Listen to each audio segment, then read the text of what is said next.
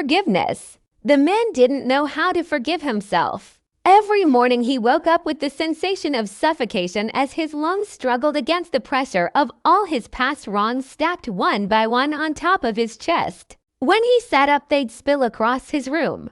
Every place his eyes looked, they found little memories of painful regret. He tried to scrub his soul clean with a loofah and soap. He focused on positive things and found comfort in the heat of the water running over his body. Once in a while his focus would slip and his mouth would let out a cry for help, but he quickly shut it up.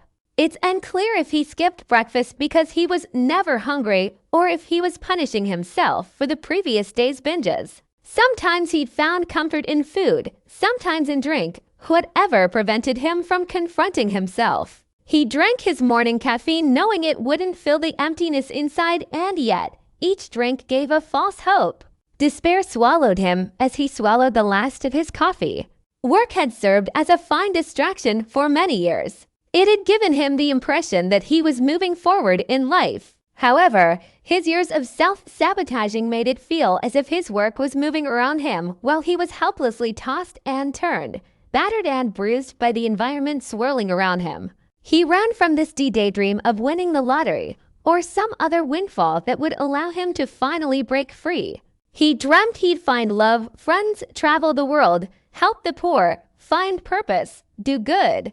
Eventually, those dreams fell towards a more likely reality where he'd be happy just to dull his senses in front of a TV screen. He suffered the web in anonymity. He strove for brief interactions with random strangers as a means to anything that felt meaningful. Sometimes he jumped into deep and intense relationships with wolves. The sharpness of their teeth broke through his skin and, though painful, reminded him that he was alive. Sometimes he gambled. He almost always lost. Still, he'd hold on to a belief that each time it was going to be different.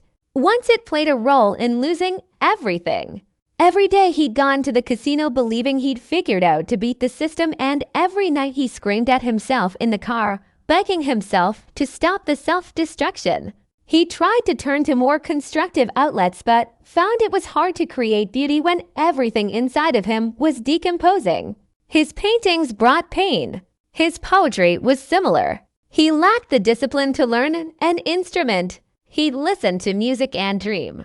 At night he tossed and turned as the regret of another lost day pulled together in his mind. He fought against it. He tried to push it away, eventually losing the fight to exhaustion. He wasn't struggling with some major single event. He couldn't point to one thing.